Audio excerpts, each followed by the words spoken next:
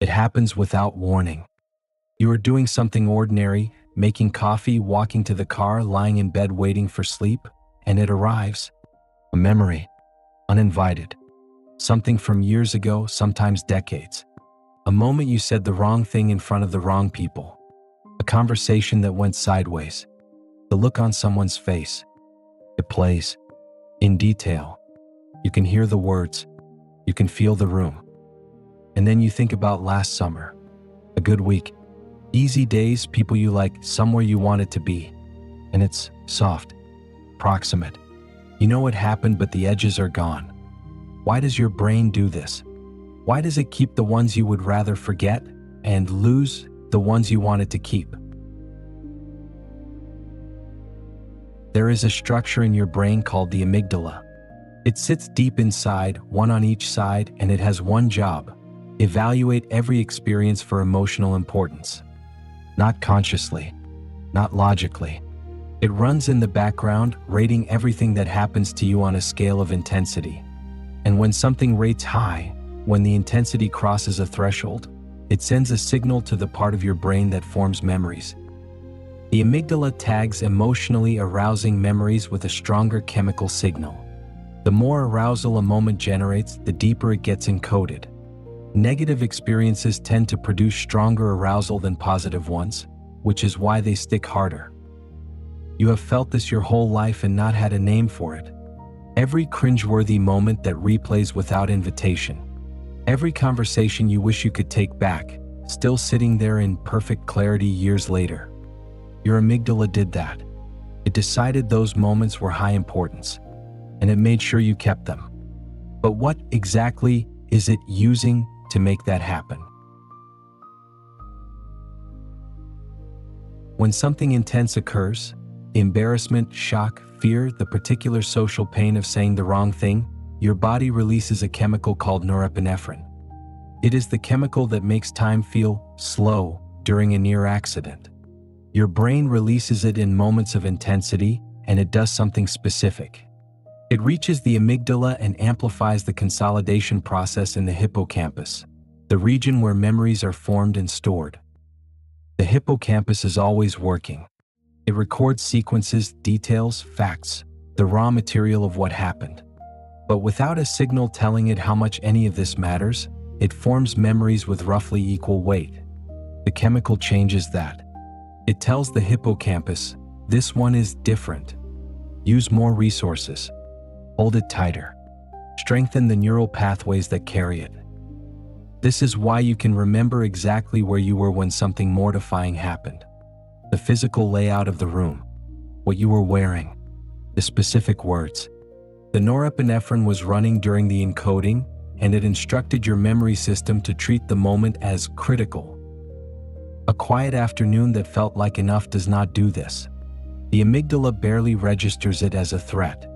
Norepinephrine stays low. The hippocampus forms the memory without amplification.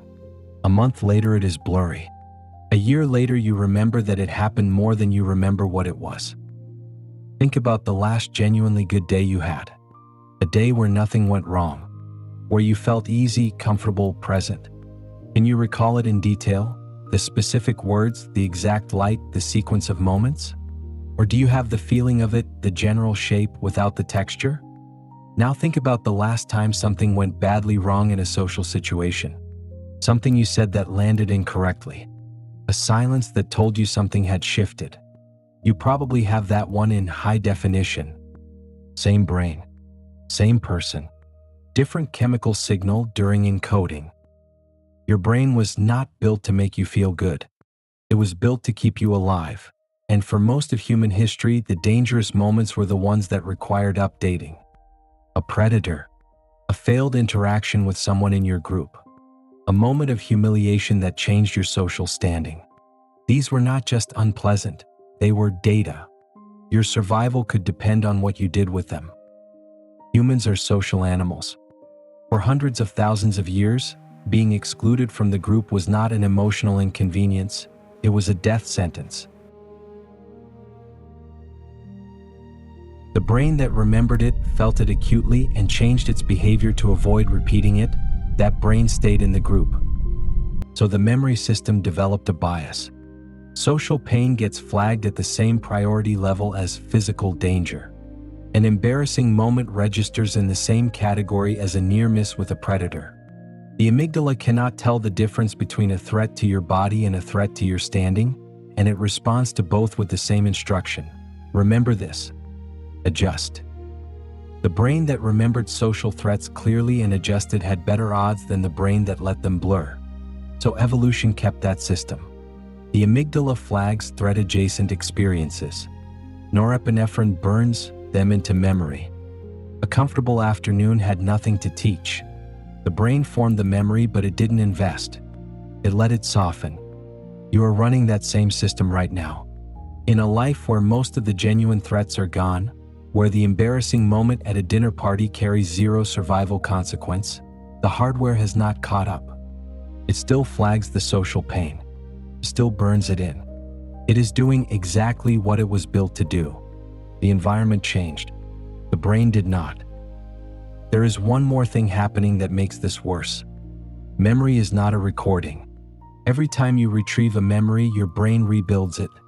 It pulls the stored components back together and reconstructs the experience, and the amygdala influences which memories get retrieved at all. The pathways that lead to high-arousal memories are wider.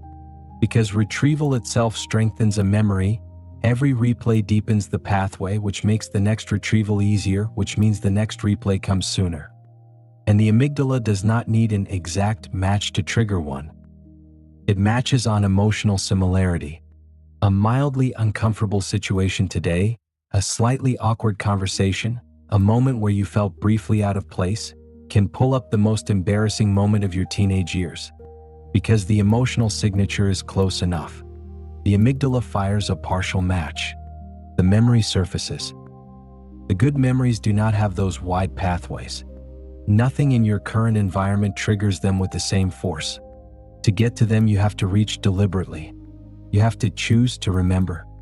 The bad ones come on their own. So here is what you are actually carrying.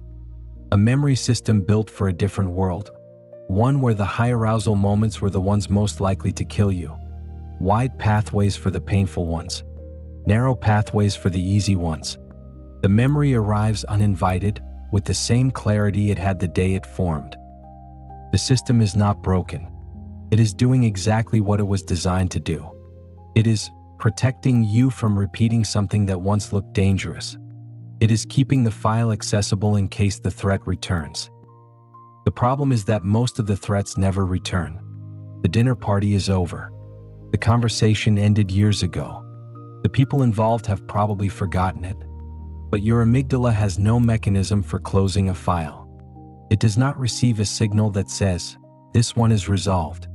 It keeps the memory sharp because sharp is the only mode it knows for high-arousal events. It is still running the threat protocol on a threat that no longer exists. So next time you are lying in bed and something from 10 years ago surfaces, something you said, something that went wrong, a moment you have replayed more times than you can count, this is what is happening. Your amygdala detected an emotional match between something in your present and that stored memory. The retrieval pathway fired. The memory rebuilt itself as clear as it has ever been, the same clarity the good days never had. You did not summon it. You cannot stop it arriving. But you know now what it is. Your brain is doing threat maintenance on an old file. It kept that moment sharp because it once looked like something that mattered. It still does not know that the threat has passed.